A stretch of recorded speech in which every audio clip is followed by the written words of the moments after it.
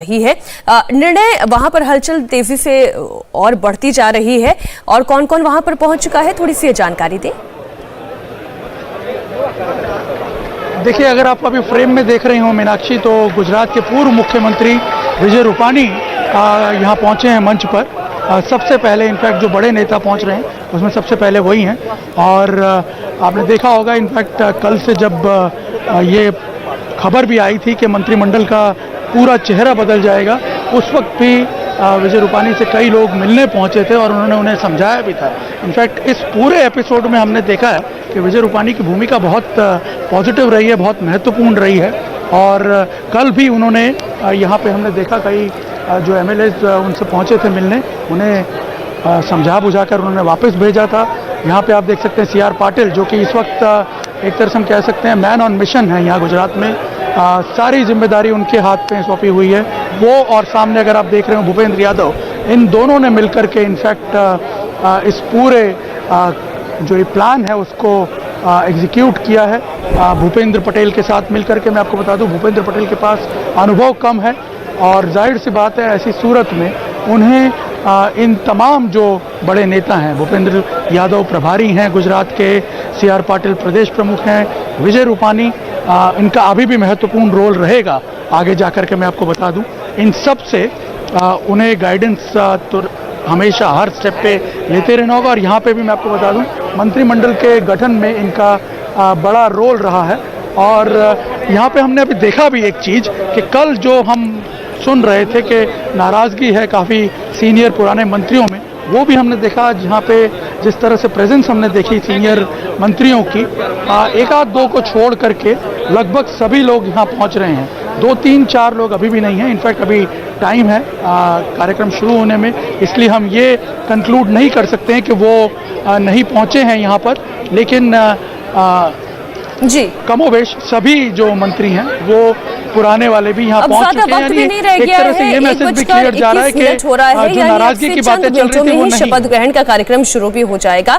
हर्षी, जब हम बात करते हैं किसी भी कैबिनेट के जो चेहरे की बात करते हैं तो उसमें बहुत सारी चीजों को पैरामीटर्स मानकर चलते हैं कि जातीय समीकरण को बैठाने की कोशिश की जाएगी, युवा कैबिनेट तो है ही, साथ ही महिलाओं की भागीदारी कितनी है, और आने वाले समय में ये गुजरात में क्योंकि अभी अभी अगर प्रभार दिया जाएगा, अभी अभी मंत्रालय बांटा जाएगा, तो ये लोग कैसे जनता के सामने जाएंगे और ये बताएंगे कि हमने इतना मजबूती से काम किया। क्योंकि पिछले 4 सालों में जिसने काम किया वो अपने मंत्रालय के बारे में भी ज्यादा समझता है, ज्यादा उसे एक्सप्रेस कर सकता है, एक्सप्लेन कर सकता है।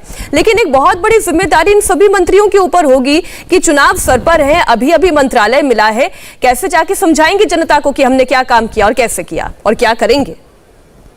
देखिए मीनाक्षी, सबसे पहले तो मैं ये कहूंगा कि विजय रूपाणी की सरकार, मुख्यमंत्री के तौर पर वो और उनके मंत्रिमंडल के जो साथी थे, जिनको हम कैबिनेट उनकी कहते हैं, काउंसिल ऑफ मिनिस्टर्स कहते हैं, तो उसमें कहीं किसी तरह का सवाल नहीं था। उनमें से किसी को अगर नहीं बनाया गया है मंत्री, तो ये कह के या इस वजह से नहीं हटाया गया है कि कोई गड़बड़ उन्होंने की, पहली बात। दूसरी बात यह कि भारतीय जनता पार्टी की जो गुजरात नीति है, जिसके केंद्र में अभी प्रधानमंत्री नरेंद्र मोदी हैं, वो नीति लंबे समय से चली आ रही है। उस पर काम जो गुजरात की सरकार है वो करती रही है। अब भूपेंद्र पटेल मुख्यमंत्री के तौर पर और उनके साथ नए मंत्री उसको ज्यादा जोश से इसलिए भी लागू करने की कोशिश करेंगे क्योंकि उनको पता है कि अभी साल भर से कम का, या कहें कि मोटा मोटा। देखिए हर्षी, मैं आपको बीच में इसलिए टोक रही हूँ कि नितिन पटेल मंच पर मुझे दिखाई दे रहे हैं और ये वही नितिन पटेल हैं जिनके बारे में कहा यह जाता है कि ये CM बनाए जा सकते हैं और CM नहीं बनाए गए तो बहुत नाराज हो जाएंगे, एक तरीके का विद्रोह भी शायद हो सकता है। लेकिन अब जिस तरीके से नितिन पटेल विजय रूपाणी से भी मिले, हंसते हुए, हाथ मिलाते हुए, मैं थोड़ा निर्णय से इस पर जानकारी ले लेती हूँ। निर्णय, बहुत सी खबरें आई कि वो नाराज हो जाएंगे, शायद कुछ खबरें तो ऐसी भी आई कि शंकर सिंह वाघेला से उनकी मुलाकात भी हो गई इस बीच। तो आप ज्यादा बेहतर बता पाएंगे कि नाराजगी जैसी कोई बात तो मंच पर मुझे दिखाई नहीं दे रही। अभी जैसे हंसते हुए मुलाकात की थी विजय रूपाणी से उन्होंने। जी देखिए, मैं आपको यही बताना चाह रहा हूँ कि जो पिछले 24 घंटे का घटनाक्रम है उसमें बहुत सारे इफ एंड बट्स जो हैं वो क्लियर हो चुके हैं। और मैं आपकी जानकारी के लिए बता दूं, जितना मैं नितिन पटेल को जानता हूं, मेरी इनफैक्ट कल उनसे रात को देर रात बात भी हुई, क्योंकि शंकर सिंह वाघेला से मिलने की काफ़ी अटकलें थी। इसको उन्होंने पूरी तरह खारिज कर दिया था। उन्होंने कहा कि वो नहीं मिले, ये सिर्फ कुछ अफवाहें हैं जो लगातार फैलाई जा रही हैं उनके बारे में।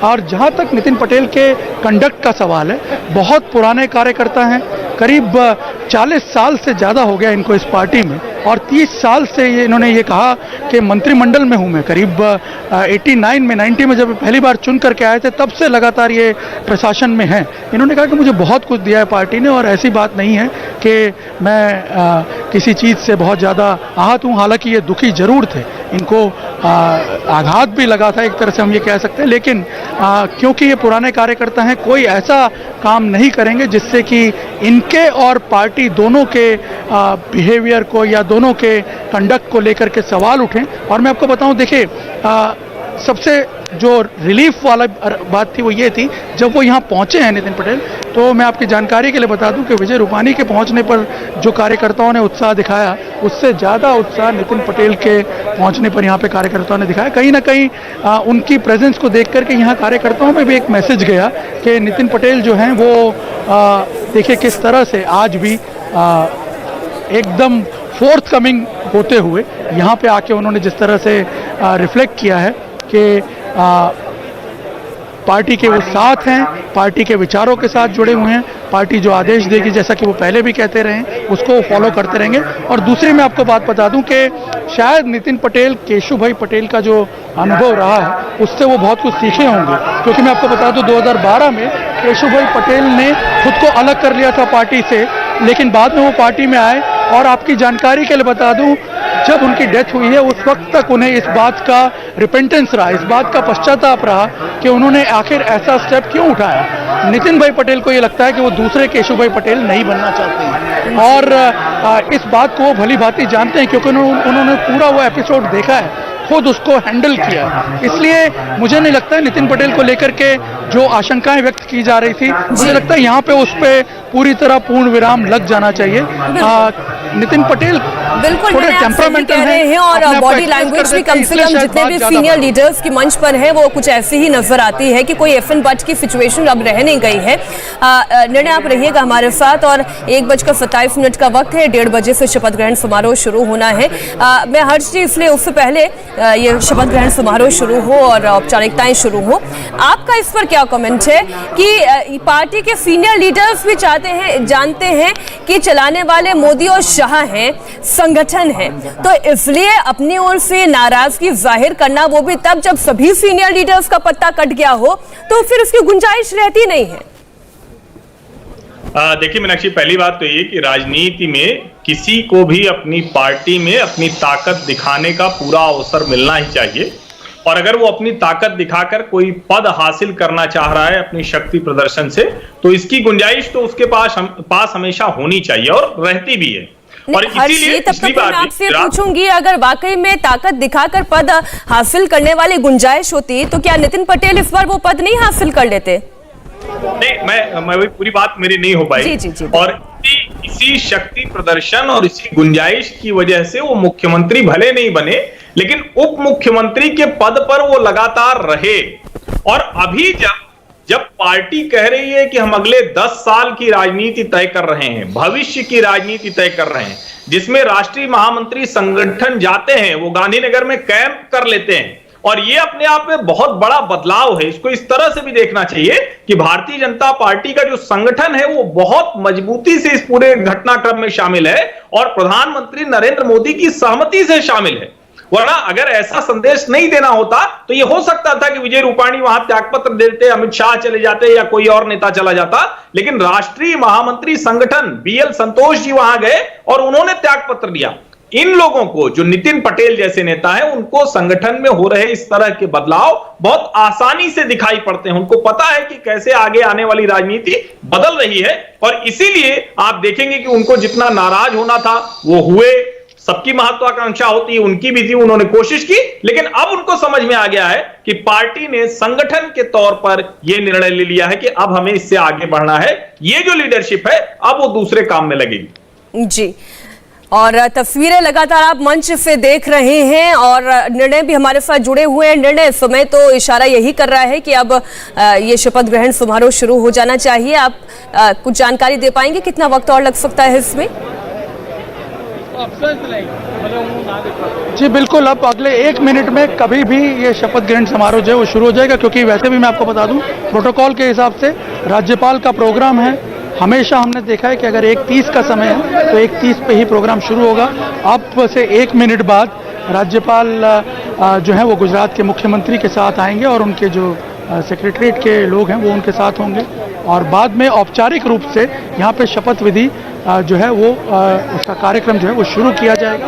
मैं आपको बता दूं कि कमोबेश जो नाम हमने बताए थे लगभग वो सभी नाम यहाँ पे मैं देख पा रहा हूँ स्टेज पे मंच पे बैठे हुए।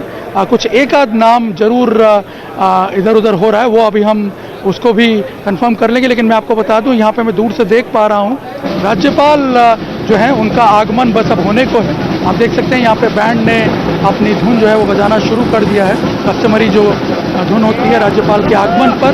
राज्यपाल और मुख्यमंत्री बस अब से कुछ देर में आप मंच पर देखेंगे। मंच पर वो जैसे ही पहुँचेंगे पहले हाफ ट्यून जो है राष्ट्रगान की वो बजाई जाएगी और उसके बाद फिर मंत्री एक एक करके पहले कैबिनेट मंत्री शपथ लेंगे और उसके बाद राज्य स्तर के मंत्री शपथ लेंगे। यहाँ आप देख सकते हैं मुख्यमंत्री भूपेंद्र पटेल और राज्यपाल आचार्य देवव्रत को दोनों अपने अपने स्थान की तरफ आगे बढ़ते हुए दोनों अपना स्थान ले रहे हैं यहाँ पे। और सभी जो मंच पर मंत्री और दूसरे नेता मौजूद हैं यहाँ आप देख सकते हैं राष्ट्रगान बजेगा। तो तस्वीर इस वक्त आप देख रहे हैं गुजरात के मंत्रियों का शपथ ग्रहण समारोह की औपचारिकता ये विधिवत रूप से शुरू हो चुकी है और अब बहुत जल्द आप एक तस्वीर देखेंगे गुजरात के नए मंत्रिमंडल की। अब किसे कौन सी जिम्मेदारी दी जाती है इसका भी हम इंतजार करेंगे। राष्ट्रगान की जो हाफ धुन है वो बजा ली गई है और अब शपथ ग्रहण शुरू हो रहा है।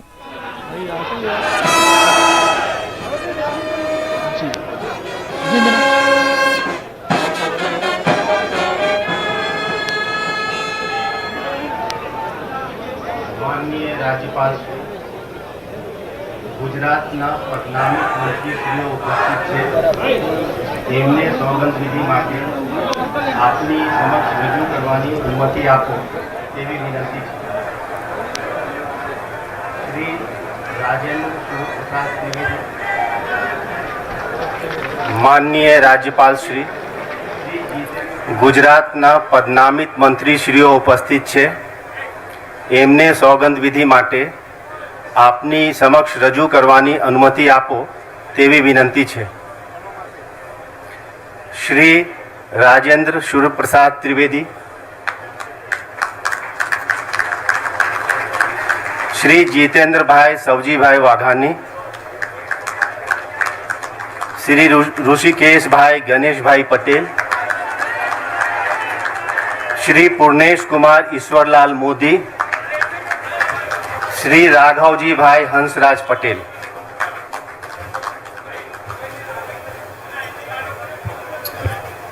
हूँ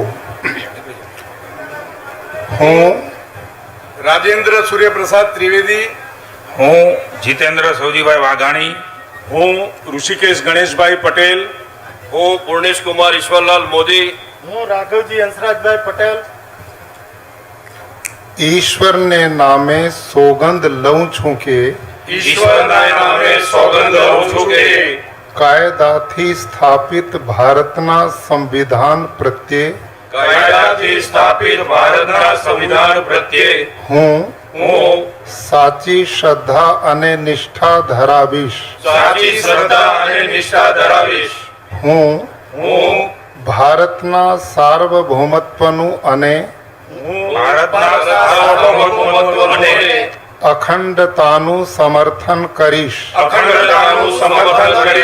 अने हूँ गुजरात राज्यना मंत्री तरीकेना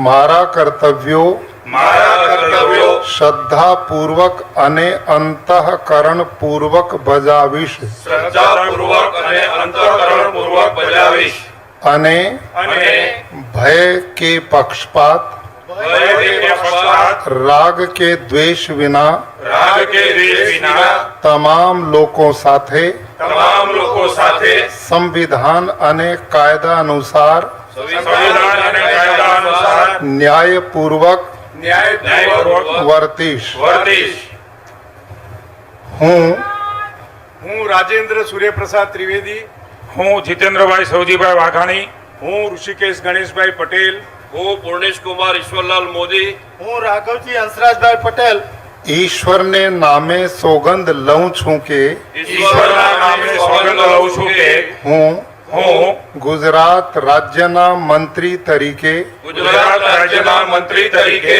जे कोई बाबत જે કોઈ બાબત मारी विचारणा माटे लाववामां आवशे મારી વિચારણા માટે લાવવામાં આવશે अथवा અથવા मारा जाणवामां आवशे મારા જાણવામાં આવશે तेनी जाण તેની જાણ एवा मंत्री तरीकेना એવા મંત્રી તરીકેના मारा कर्त्योना योग्य पालन माटे મારા કર્તવ્યોના યોગ્ય પાલન માટે आवश्यक होय ते सिवाय આવશ્યક હોય તે સિવાય प्रत्यक्ष के परोक्ष रीते પ્રત્યક્ષ કે પરોક્ષ રીતે कोई पण व्यक्ति अथवा व्यक्तियों ने કોઈ પણ વ્યક્તિ અથવા વ્યક્તિઓને करीश नहीं કરીશ નહીં अथवा અથવા तेनी के तेमनी आगड़ તેની કે તેમની આગળ तेने प्रकट करीश नहीं। તેને પ્રગટ કરીશ નહીં।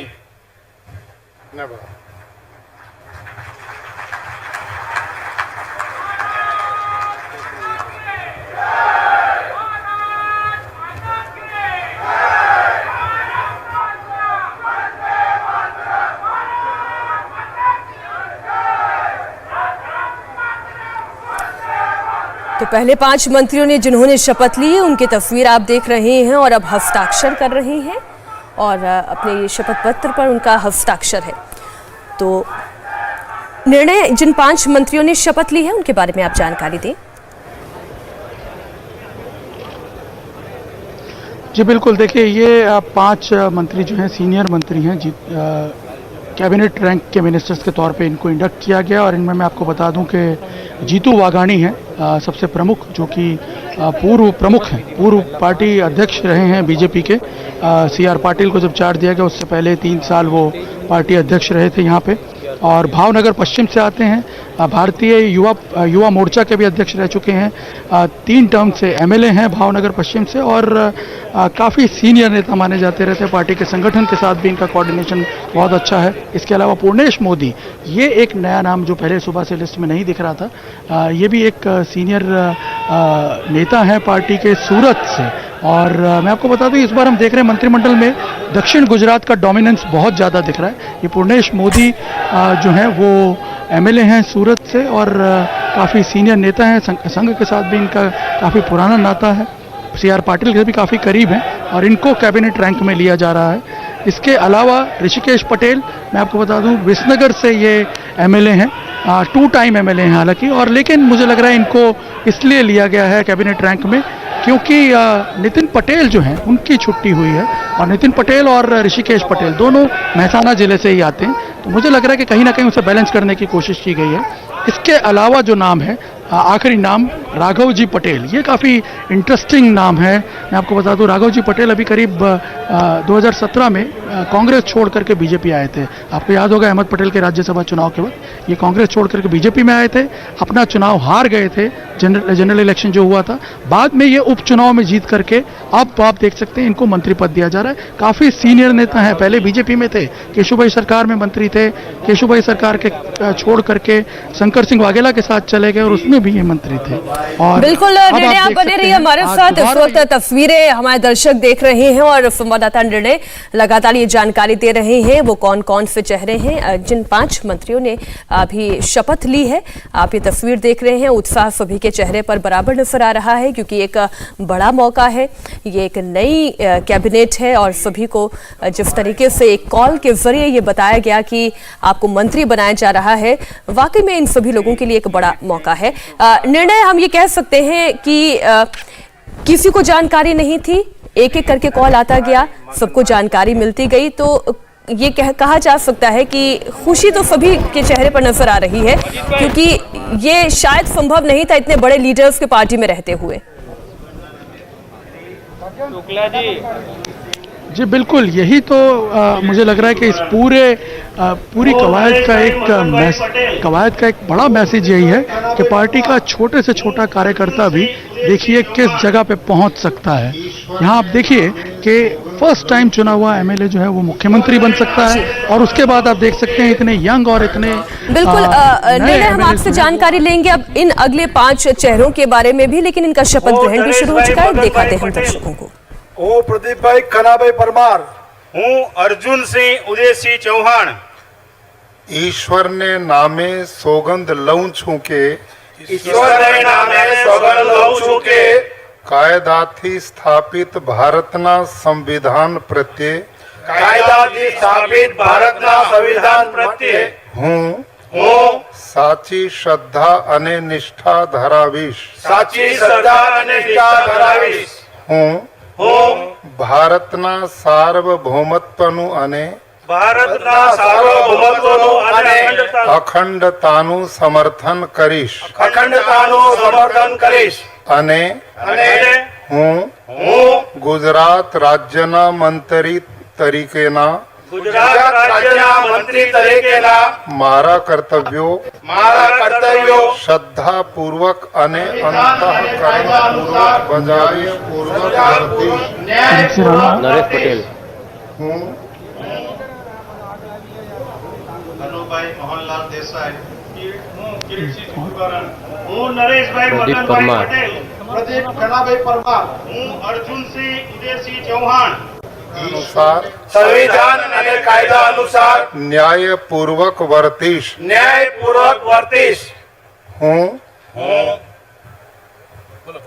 કનુભાઈ મોહનલાલ દેસાઈ, હું કિરીટસિંહ જીતુબારણ, હું નરેશભાઈ મગનભાઈ પટેલ, પ્રદીપ ખનાભાઈ પરમાર, હું અર્જુનસિંહ ઉદયસિંહ ચૌહાણ ઈશ્વરને નામે સોગંદ લઉં છું કે ઈશ્વરને નામે સોગંદ લઉં છું કે હું હું ગુજરાત રાજ્યના મંત્રી તરીકે ગુજરાત રાજ્યના મંત્રી તરીકે જે કોઈ બાબત જે કોઈ બાબત મારી વિચારણા માટે લાવવામાં આવશે મારી વિચારણા માટે લાવવામાં આવશે અથવા મારા જાણવામાં આવશે મારા જાણવામાં આવશે તેની જાણ એવા મંત્રી તરીકેના એવા મંત્રી તરીકેના મારા કર્તવ્યોના યોગ્ય પાલન માટે મારા કર્તવ્યના યોગ્ય પાલન માટે આવશ્યક હોય તે સિવાય આવશ્યક હોય તે સિવાય પ્રત્યક્ષ કે પરોક્ષ રીતે પ્રત્યક્ષ કે પરોક્ષ રીતે કોઈ પણ વ્યક્તિ અથવા વ્યક્તિઓને કોઈ પણ વ્યક્તિ અથવા વ્યક્તિઓને કરીશ નહીં અથવા તેની કે તેમની આગળ તેની કે તેમની આગળ તેને પ્રકટ કરીશ નહીં। તેને પ્રકટ કરીશ નહીં। ધન્યવાદ।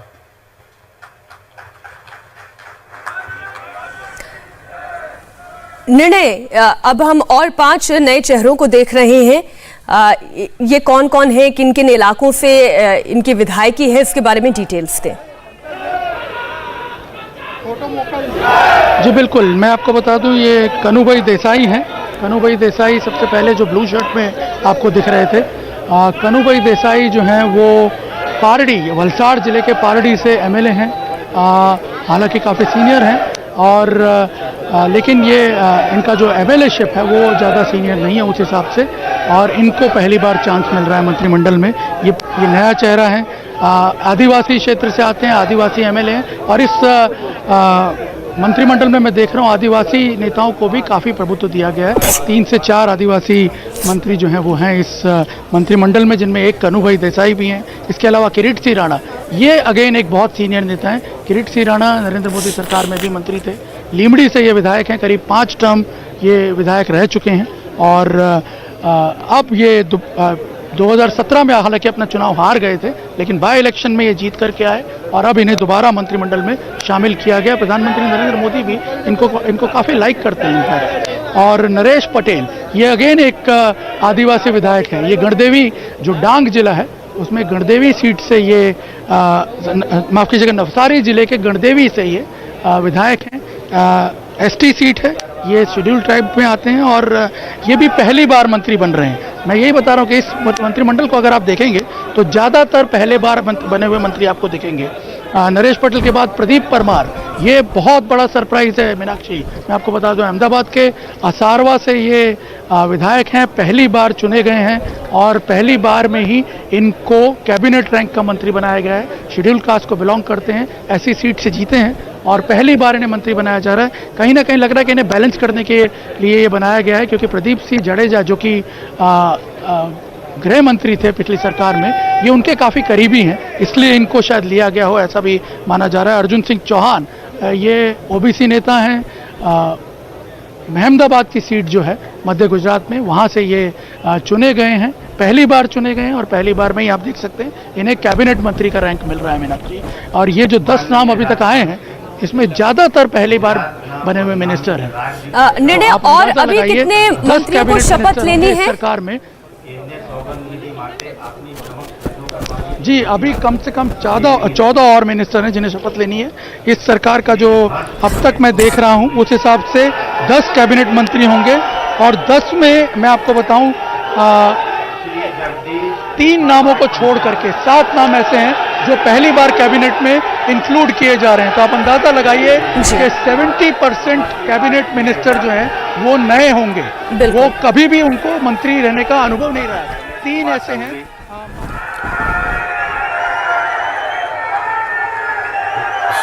श्री जगदीश ईश्वर भाई पंचाल, श्री ब्रजेश कुमार अमर सिंह भाई मेरजा,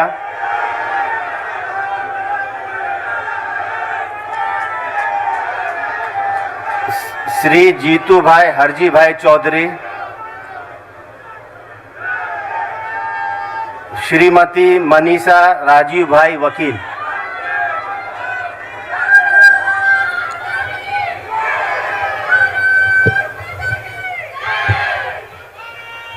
હું હર્ષ રમેશભાઈ સંઘવી, હું જગદીશ ઈશ્વરભાઈ પંચાલ, હું બ્રિજેશ કુમાર અમરસિંહભાઈ મેરજા, હું જીતુભાઈ હરજીભાઈ ચૌધરી, હું મનીષા રાજીવભાઈ વકીલ। ઈશ્વર ને નામે સોગંદ લઉં છું કે ઈશ્વરના નામે સોગંદ લઉં છું કે કાયદાથી સ્થાપિત ભારતના સંવિધાન પ્રત્યે કાયદાથી સ્થાપિત ભારતના સંવિધાન પ્રત્યે હું હું સાચી શ્રદ્ધા અને નિષ્ઠા ધરાવીશ। સાચી શ્રદ્ધા અને નિષ્ઠા ધરાવીશ। હું ભારતના સાર્વભૌમત્વનું અને ભારતના સાર્વભૌમત્વનું અને અખંડતાનું સમર્થન કરીશ અખંડતાનું સમર્થન કરીશ અને હું ગુજરાત રાજ્ય કક્ષા મંત્રી તરીકેના હું ગુજરાત રાજ્યના રાજ્ય કક્ષા મંત્રી તરીકેના મારા કર્તવ્યો શ્રદ્ધાપૂર્વક અને અંતઃકરણપૂર્વક બજાવીશ શ્રદ્ધાપૂર્વક અને અંતઃકરણપૂર્વક બજાવીશ અને ભય કે પક્ષપાત ભય કે પક્ષપાત રાગ કે દ્વેષ વિના તમામ લોકો સાથે સંવિધાન અને કાયદા અનુસાર સંવિધાન અને કાયદા અનુસાર ન્યાયપૂર્વક વર્તીશ। હું હર્ષ રમેશભાઈ સંઘવી, હું જગદીશ ઈશ્વરભાઈ પંચાલ, હું બ્રિજેશ કુમાર અમરસિંહભાઈ મેરજા, હું જીતુભાઈ હરજીભાઈ ચૌધરી હું મનીષા રાજીવભાઈ વકીલ। ઈશ્વરને નામે સોગંદ લઉં છું કે ઈશ્વરના નામે સોગંદ લઉં છું કે હું ગુજરાત રાજ્યના રાજ્ય કક્ષાના મંત્રી તરીકે ગુજરાત રાજ્યના રાજ્ય કક્ષાના મંત્રી તરીકે જે કોઈ બાબત મારી વિચારણા માટે લાવવામાં આવશે મારી વિચારણા માટે લાવવામાં આવશે અથવા મારા જાણવામાં આવશે અથવા મારા જાણવામાં આવશે તેની જાણ તેની જાણ એવા રાજ્ય કક્ષાના મંત્રી તરીકેના એવા રાજ્ય કક્ષાના મંત્રી તરીકેના મારા કર્તવ્યોના યોગ્ય પાલન માટે મારા કર્તવ્યોના યોગ્ય પાલન માટે આવશ્યક હોય તે સિવાય આવશ્યક હોય તે સિવાય પ્રત્યક્ષ કે પરોક્ષ રીતે પ્રત્યક્ષ કે પરોક્ષ રીતે કોઈ પણ વ્યક્તિ અથવા વ્યક્તિઓને કોઈ પણ વ્યક્તિ અથવા વ્યક્તિઓને કરીશ નહીં કરીશ નહીં અથવા અથવા તેની કે તેમની આગળ તેની કે તેમની આગળ તેને પ્રકટ કરીશ નહીં તેને પ્રગટ કરીશ નહીં. ધન્યવાદ.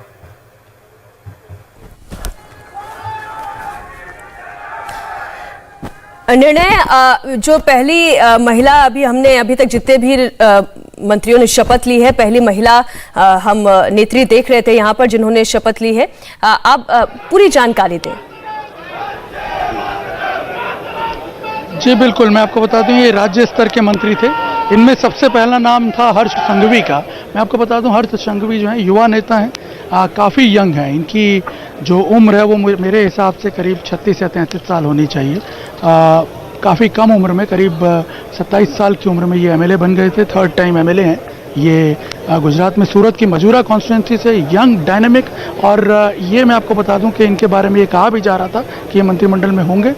काफ़ी करीब हैं ये प्रधानमंत्री नरेंद्र मोदी जी के भी और प्रदेश अध्यक्ष CR पाटिल का. और उसका सबसे बड़ा कारण है he is a very dynamic performing leader. और कोविड के टाइम पे भी इनफैक्ट पूरे गुजरात में यदि किसी एमएलए ने सबसे अच्छा काम किया था तो वो सूरत में हर्ष संघवी ने किया, और जिसका रिवॉर्ड इनको शायद यहाँ पे मिलता हुआ भी नज़र आ रहा है. काफ़ी लंबे समय से संगठन में भी ये काम करते रहे हैं. इसके अलावा जगदीश पंचाल, ये अगेन अहमदाबाद से हैं. अहमदाबाद की निकोल सीट से जीते हैं, फर्स्ट टाइम एमएलए हैं.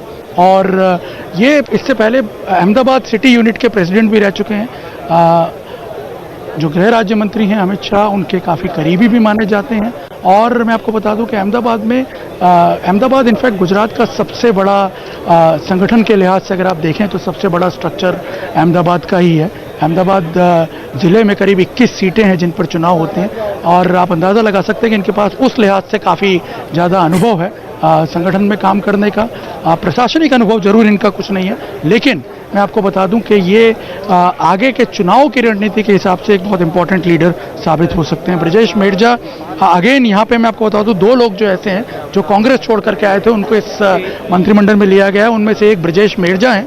ये मोरबी की सीट से कांग्रेस पे चुने गए थे 2017 में और बाद में छोड़ करके बीजेपी में आए. अक्टूबर में बाई इलेक्शन जीते और अब इन्हें मंत्रिमंडल में शामिल कर लिया गया. काफ़ी डायनेमिक लीडर हैं ये. इनफैक्ट मैं आपको बता दूं कि अपने बलबूते पे इन्होंने मोरबी जैसी सीट जो है वो जीती थी, जिसके बारे में कहा गया था कि पाटीदार आंदोलन की वजह से जीते, लेकिन बाद में ये दोबारा जीते. जीतू चौधरी, ये अगेन कांग्रेस छोड़ के आए थे. काफ़ी सीनियर ट्राइबल नेता हैं और इनको भी चांस मिल रहा है. और जो महिला उम्मीदवार जिसकी आप बात कर रहे थे वो है मनीषा वकील. मनीषा वकील शेड्यूल कास्ट सीट जो है वडोदरा सिटी की, उससे जीत करके आई हैं और 2 टाइम एमएलए हैं और पहली बार इनको भी मंत्रिमंडल में चांस मिल रहा है. इनफैक्ट मैं आपको बताऊं कि किसी महिला को इस तरह से फर्स्ट टाइम मंत्री बनाया जा रहा हो, ये एक अपने आप में बड़ा यूनिक किस्सा है यहाँ पे. और बीच में आपको रोकना चाहूंगी. शपथ ग्रहण अब अगले मंत्रियों का हो रहा है. श्रीमती निमिषाबेन मनहर सिंह सुथार, श्री अरविंद भाई रयानी, श्री कुबेर भाई डिंडोर, श्री कीर्ति सिंह प्रभात सिंह वाघेला.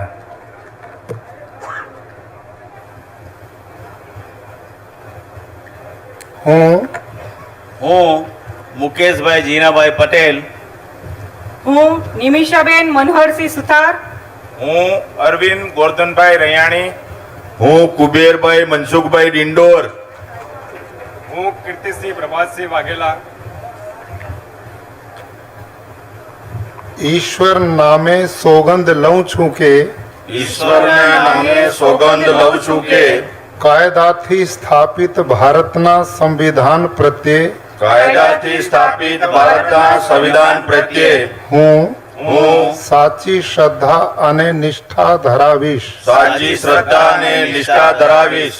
હું હું ભારતના સાર્વભૌમત્વનું અને ભારતના સાર્વભૌમત્વનું અને અખંડતાનું સમર્થન કરીશ.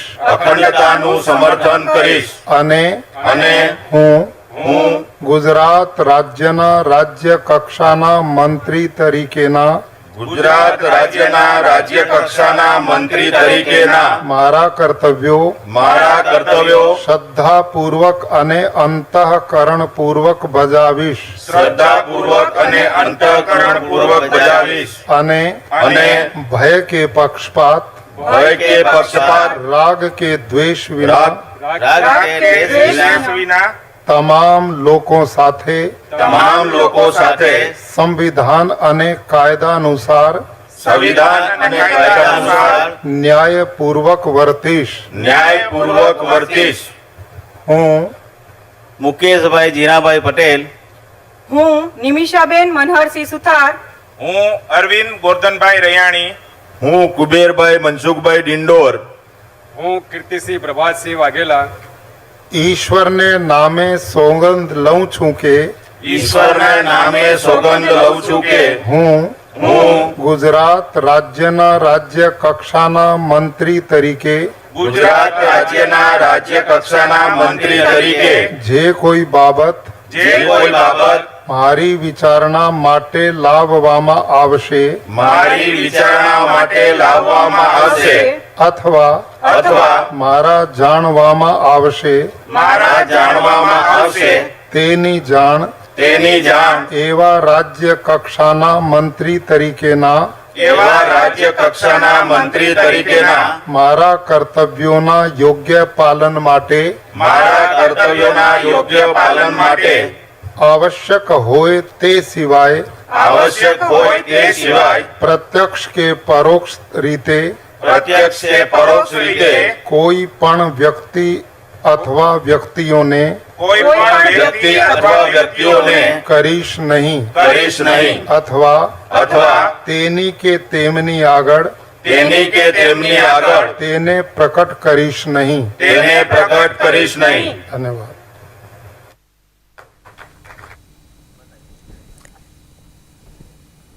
तो 5 और नए चेहरे आप देख रहे थे जिन्होंने मंत्री पद की शपथ ले ली। इनके बारे में और ज्यादा जानकारी के लिए हम सीधा रुख करते हैं हमारे सहयोगी निर्णय कपूर का। जी निर्णय, आप बताएं। जी मीनाक्षी, ये जो इसमें पहला नाम है मुकेश पटेल का है। मुकेश पटेल ओलपाड़ की सीट से। इनफैक्ट मैं यहाँ पे एक चीज़ पहले मेंशन कर दूं कि ये पांचों जो चेहरे आपने देखे, आपको जान के हैरानी होगी कि ये पांचों फर्स्ट टाइम एमएलए हैं। पांचों फर्स्ट टाइम एमएलए हैं और पांचों इस वक्त मंत्रिमंडल में हैं। मुकेश पटेल ओलपाड़ की सीट से बीजेपी के विधायक हैं, सूरत से आते हैं। इनफैक्ट मैं यहाँ पे देख रहा हूँ कि साउथ गुजरात को पहली बार हम देख रहे हैं कि सौराष्ट्र जितना ही प्रोमिनेंस मिल रहा है इस मंत्रिमंडल में। करीब 8 मंत्री साउथ गुजरात से हैं, मुकेश पटेल उनमें से एक हैं। निमिषा सुतार ये ट्राइबल एमएलए हैं, ये दूसरी महिला मंत्री हैं इस मंत्रिमंडल में, फर्स्ट टाइम एमएलए हैं। मोरवा हड़फ की जो सीट है ट्रेडिशनली कांग्रेस की सीट मानी जाती है, उस पर ये जीत करके आई हैं और बहुत ही थंपिंग मेजॉरिटी से ये जीती थी जब मोरवा हड़फ में बाई इलेक्शन हुआ था कांग्रेस के एमएलए के छोड़ने के बाद। और यहाँ पे मैं आपको बता दूं अरविंद रैयानी जो तीसरे नाम है वो राजकोट से एमएलए हैं, राजकोट दक्षिण से। ये भी फर्स्ट टाइम एमएलए हैं और पाटीदार समाज से आते हैं। और इसके अलावा कीर्ति सिंह झाला, ये बनासकांठा, उत्तर गुजरात का जिला है बनासकांठा, उसकी कांकरेज सीट से ये एमएलए। और मैं आपको बता दूं कांकरेज भी ट्रेडिशनली कांग्रेस सीट है, उस पर ये जीत करके आए थे। और बनासकांठा ट्रेडिशनली पूरा कांग्रेस डोमिनेटेड जिला है। और ऐसे में मैं आपको बता दूं कि वहाँ इस पिछले चुनाव में 9 में से 7 सीटों पर कांग्रेस 6 सीटों पर कांग्रेस और 1 पर इंडिपेंडेंट जीते थे। सिर्फ 2 सीटें बीजेपी ने जीती थी, उनमें से एक कीर्ति सिंह झाला की सीट थी। इसलिए आप अंदाज़ा लगाइए कि कितने क्रूशल हो सकते हैं और इसीलिए इनको शायद इस मंत्रालय में चांस मिला है। दूसरी सबसे बड़ी बात कहा जा सकता है निर्णय कि जो लोग अपने अपने दलों को छोड़कर भारतीय जनता पार्टी में शामिल हुए उन्हें भी अब सम्मान दिया जा रहा है। ऐसे दो लोगों को हम इस मंत्रालय में इस मंत्रिमंडल में देख रहे हैं जो कि इससे पहले शपथ ले चुके हैं, ब्रिजेश मेरजा और जीतू चौधरी। ये दोनों, इनफैक्ट सबसे इंटरेस्टिंग बात यह है कि दोनों को कैबिनेट रैंक दिया गया है। तो इससे बड़ा और सम्मान क्या हो सकता है जब एक क्रूशियल टाइम पे आप जब पूरे मंत्रिमंडल का फेस बदल रहे हैं और कांग्रेस से लाए हुए उनमें से 4 मंत्री आपने पहले से हटा दिए। जो पिछली सरकार थी उसमें 4 मंत्री ऐसे थे जिनको आपने हटा भी दिया था। तो ऐसी आशंका व्यक्त की जा रही थी कि अब शायद किसी को चांस नहीं मिलेगा, लेकिन फिर भी आप 2 को दे रहे हैं चांस। ये इनके लिए एक बहुत बड़ा इंपॉर्टेंट, एक सिग्निफिकेंट पॉइंट है जी। और यहाँ पे अगर आप देखें, अब दूसरे जो मंत्री हैं वो शपथ लेने जा रहे हैं राज्य स्तर के। और मैं आपको बता दूं, मैं आप जो जानकारियां दे रहे हैं मैं उस पे हर्ष जी की भी टिप्पणी ले लेती हूँ। हर्ष जी, आप संक्षेप में बताएं कि अभी तक जितने भी ब्रीफ जो निर्णय ने दिया है कि कैसे चेहरे हैं, कई बार पहले बार के एमएलए हैं। श्री राघव जी भाई सी मकवाना,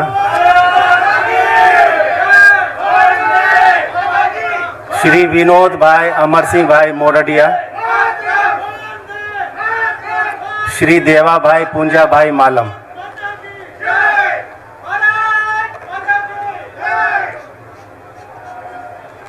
हूँ गजेंद्र सिंह उदय सिंह परमार, हूँ राघवभाई सी मकवाणा, हूँ विनोद अमरसिंह मोरडिया, हूँ देवाभाई पुंजाभाई मालम। ईश्वर ने नामे सौगंध लऊं छू के, ઈશ્વરના નામે સોગંદ લઉં છું કે કાયદાથી સ્થાપિત ભારતના સંવિધાન પ્રત્યે કાયદાથી સ્થાપિત ભારતના બંધારણ પ્રત્યે હું સાચી શ્રદ્ધા અને નિષ્ઠા ધરાવીશ। હું સાચી શ્રદ્ધા અને નિષ્ઠા ધરાવીશ। હું ભારતના સાર્વભૌમત્વનું અને ભારતના સાર્વભૌમત્વનું અને અખંડતાનું અખંડતાનું સમર્થન કરીશ।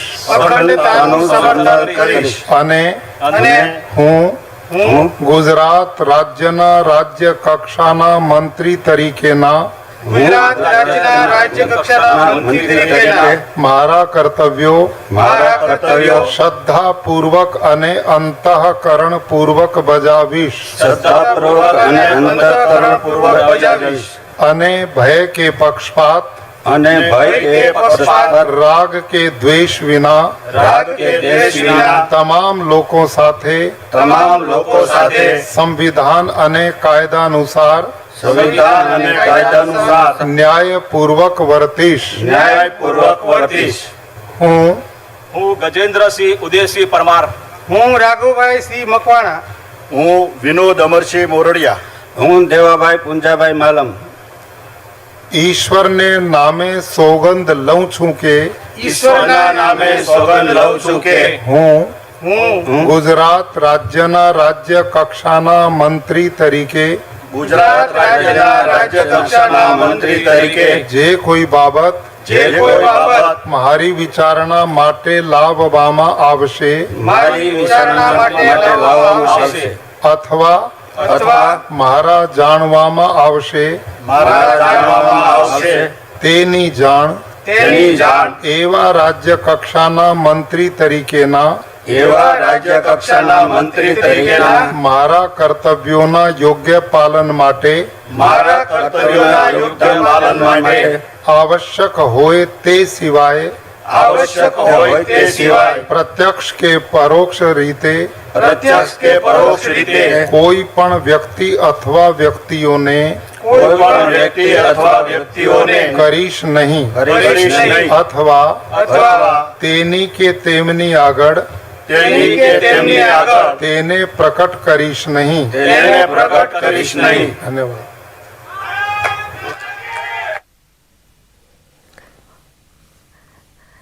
और आपने देखे गुजरात के नए मंत्री शपथ ले रहे हैं। ये स्पेशल 24 है, स्पेशल 24 हम इन्हें कह ले जो मंत्री पद की शपथ ले रहे हैं।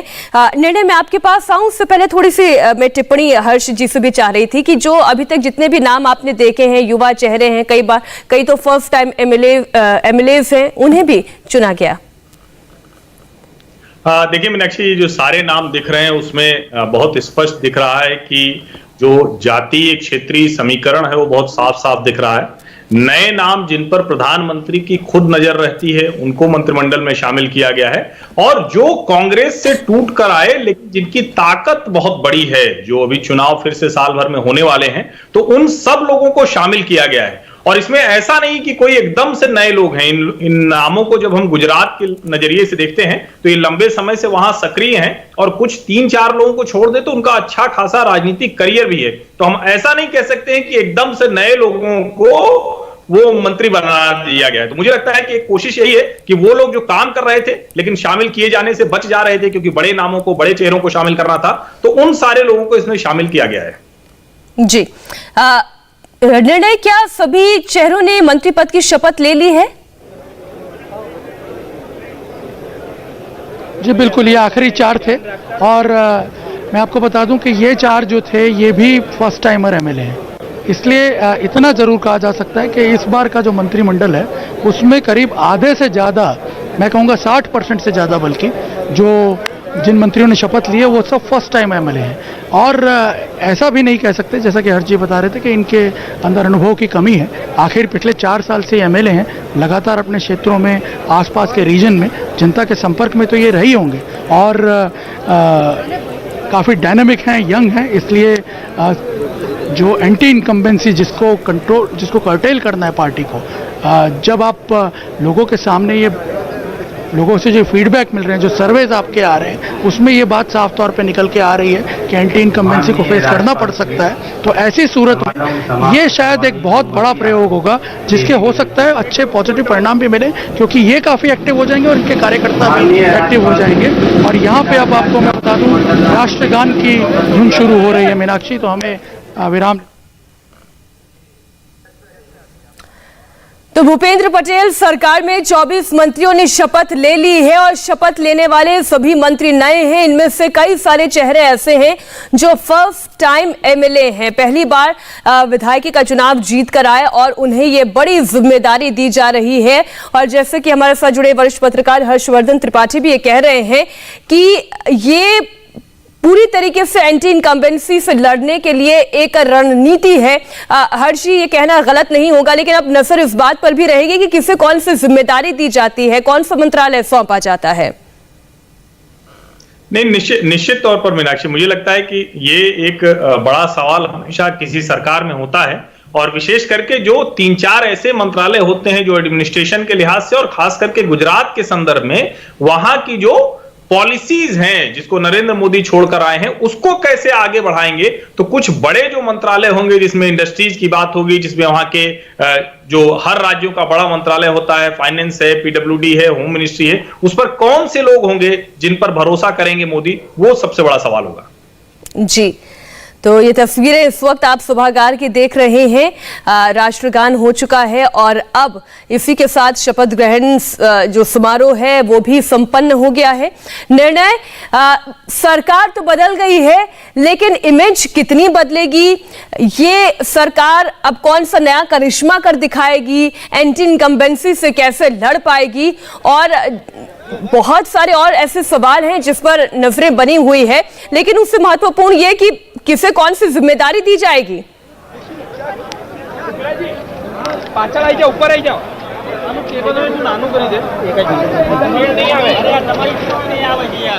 निर्णय, बहुत चहल पहल में आप रिपोर्टिंग लगातार कर रहे हैं, अगर आप मुझे सुन पाए हो तो कौन सी जिम्मेदारी दी जाएगी, किसे कौन सा मंत्रालय सौंपा जाएगा, क्या अभी तक इसके बारे में भी कोई जानकारी मिल पाई है?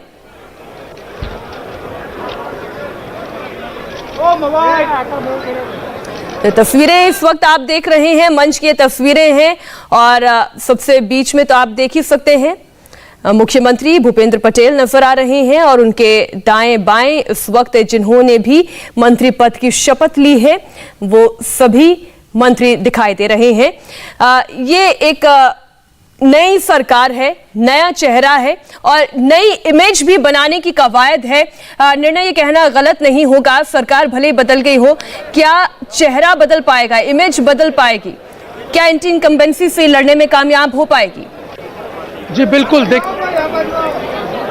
जी बिल्कुल, देखिए मैं आपको बताऊं, अब पार्टी के सामने सबसे बड़ी चुनौती ये है कि आने वाले चुनावों के लिए इस टीम को कैसे प्रोजेक्ट करना है। मैं यहाँ पे कोई भविष्यवाणी तो नहीं करना चाहता मीनाक्षी, लेकिन मुझे ये लग रहा है कि सरकार की जो रणनीति होगी और पार्टी की जो रणनीति होगी वो ये होगी कि अगले 5-6 महीनों में इनको इस तरह से एक्सपोज किया जाए पब्लिक के सामने कि जो संवाद है वो एक प्रॉपर वे में एस्टेब्लिश हो, और उसके बाद तुरंत पार्टी जो है हो सकता है चुनाव को प्रीपोन करके अर्ली इलेक्शन में जाए। हो सकता है इतनी नई टीम है कि इनको बहुत ज़्यादा एक्सपोज ना किया जाए पब्लिक के साथ, आम लोगों के साथ, कहीं कोई रिस्क ना लेना पड़े पार्टी को। इनकी जो कई बार होता है कि जब आप ज़्यादा एक्सपोज करते हैं तो कुछ कमियां भी बाहर आना शुरू होती हैं, और वो रिस्क इतने कम समय में पार्टी नहीं लेना चाहेगी, क्योंकि हमें जो रणनीति थोड़ी बहुत पता चल रही है अंदर से लोगों से बात करके, वो ये है कि आने वाले दिनों में लगातार जो पार्टी मशीनरी है वो पूरी तरह जुट जाएगी इनकी इमेज बिल्डिंग के लिए। इस पूरी सरकार ये बहुत बड़ी बात लेकिन आपने कही कि क्या अर्ली इलेक्शन में ये सरकार जाएगी। हर्षी, आपको इसकी संभावना कितनी नजर आती है? क्या सारी कवायद इसी बात की थी कि जल्दी से सरकार बदले, मेकओवर करें और अर्ली इलेक्शन में चले जाएं? नहीं मीनाक्षी, पहले ये चर्चा जरूर थी, लेकिन अभी मुझे नहीं लगता है कि सरकार वहां अर्ली इलेक्शन कराने के बारे में सोच रही है। भारतीय जनता पार्टी की ये योजना जरूर है कि वन नेशन वन इलेक्शन की तरफ बढ़े, लेकिन उसके लिए जो राज्यों का समूह है, कई राज्य एक साथ तैयार हो। बीच में एक प्रस्ताव ये था कि ठीक है 2 करा दीजिए कि आप 2 बार में विधानसभा कर लें। तो मुझे फिलहाल ऐसी अब स्थितियां नहीं दिखती हैं, क्योंकि भारतीय जनता पार्टी की कोशिश यही होगी कि अब इन चेहरों के साथ वो अपनी जो एक तैयारी है, जो समय उनको मिला हुआ है, इसका पूरा उपयोग करके वो जनता के बीच में जाए। लेकिन एक और बात जो निर्णय कह रहे थे हर्षी, आप इस पर एक संक्षेप में टिप्पणी करिएगा कि यह भी संभव है कि नए मंत्रियों को ओवर एक्सपोज ना किया जाए, क्योंकि जाहिर है जब ज्यादा चर्चाएं होती हैं, ज्यादा एक्सपोज होते हैं तो कमियां भी निकलकर सामने आती हैं। नहीं, देखिए निर्णय बहुत अनुभवी संवाददाताओं में से हैं और बहुत अच्छे से गुजरात को जानते हैं। वो जो बात कह रहे हैं उसको थोड़ा ठीक से समझने की जरूरत है, और वो इसलिए भी कह रहे हैं कि आप ठीक है कि आप भारतीय जनता पार्टी ने, चूंकि मजबूत पार्टी है, अभी संगठन मजबूत है, मोदी जी खड़े हुए हैं, लेकिन अगर बहुत ज्यादा एक्सपोजर की स्थिति बनेगी तो जो स्थानीय स्तर पर जो अनुभवी नेता हैं, जो पुराने मंत्री हैं, उनका भी रोष, उनकी भी जो कहें कि नाराजगी है वो सामने आ सकती है। तो बेहतर ये होगा कि ये सरकार अब उस एजेंडे को लेकर जाएगी और जिसको हम कहते हैं कि एक ब्रॉडर पिक्चर पेश करेगी, एक बड़ी तस्वीर पेश करेगी प्रधानमंत्री नरेंद्र मोदी के विजन के साथ कैसे आगे बढ़ रही है सरकार, वो बताने की कोशिश होगी। इसमें मंत्रियों की बहुत ज्यादा मुझे लगता है कि एक जिसको कहते हैं ना कि एक किसी मंत्री के आसपास कोई योजना बनेगी, वो मुझे नहीं दिखता है। इसलिए निर्णय एकदम सही कह रहे हैं कि कोशिश यही होगी कि इनको जो योजनाएं हैं उसको लेकर आगे जाएं। जो चेहरा है नरेंद्र मोदी का, उसके आगे किसी चेहरे की जरूरत नहीं है। आप जो बात कह रहे हैं ना हर्षी, एक सवाल के साथ मैं निर्णय के पास आती हूँ। निर्णय, तब तो मैं ये पूछूंगी कि सरकार बड़ी है या संगठन बड़ा है, क्योंकि सब कुछ संगठन के इर्द गिर्द ही बुना जाता है और वहीं पे सारी चर्चाएं आके खत्म हो जाती है। तो सरकार की जिम्मेदारी बड़ी है या संगठन की जिम्मेदारी बड़ी है? देखिए मैं आपको बता दूं, दोनों का अपना अपना सिग्निफिकेंस है, दोनों की अपनी अपनी भूमिका है, लेकिन दोनों के बीच में कोऑर्डिनेशन होना सबसे बड़ी बात है, जिसका कि हम पिछले 4 सालों में जबरदस्त अभाव देख रहे थे गुजरात में। और शायद ये जो हम फॉल आउट देख रहे हैं आज इस नए मंत्रिमंडल के तौर पर, वो उसी का परिणाम हो सकता है। क्योंकि मैं आपको बताऊं, पिछले कुछ समय में कोऑर्डिनेशन की बहुत ज़बरदस्त कमी थी। ऐसा नहीं था काम नहीं हो रहा था, ऐसा नहीं था कि योजनाएं अमल में नहीं आई हैं, ऐसा नहीं कि गुजरात में विकास की गति जो है वो पूरी तरह रुक गई है, ऐसा बिल्कुल नहीं था। इनफैक्ट कोविड में भी गुजरात ने काम किया है, कोविड से पूरा देश अफेक्टेड था, लेकिन हमने देखा कहीं ना कहीं संगठन में नीरसता आ रही थी, यानी कहीं ना कहीं कोऑर्डिनेशन का अभाव था सरकार और संगठन के बीच में। लेकिन यहाँ पे हम देख रहे हैं कि अब जो मुख्यमंत्री है वो पूरी तरह संगठन पर डिपेंडेंट होगा। ये मैं आपको दावे के साथ कह सकता हूं। जो पूरा मंत्रिमंडल है वो भी संगठन पे पूरी तरह डिपेंडेंट होगा। कहीं ना कहीं इस बार ये लग रहा है कि संगठन को थोड़ा सा अपर एज दिया जाएगा, क्योंकि चुनावी वर्ष है, आपको कैडर को मोबिलाइज करना है, आपको कार्यकर्ताओं तक पहुंचना है, कार्यकर्ताओं के जरिए एक एक बूथ तक पहुंचना है, क्योंकि प्लानिंग जो है वो बूथ लेवल की जा रही है। तो जाहिर सी बात है कि ऐसे में संगठन के जो लोग हैं उनको ये लगना चाहिए कि उन्हें प्रोमिनेंस दिया जा रहा है, जो कि पिछले 4 सालों में वो इस बात की कमी लगातार महसूस करते रहे। बिल्कुल। दोनों अपने अपने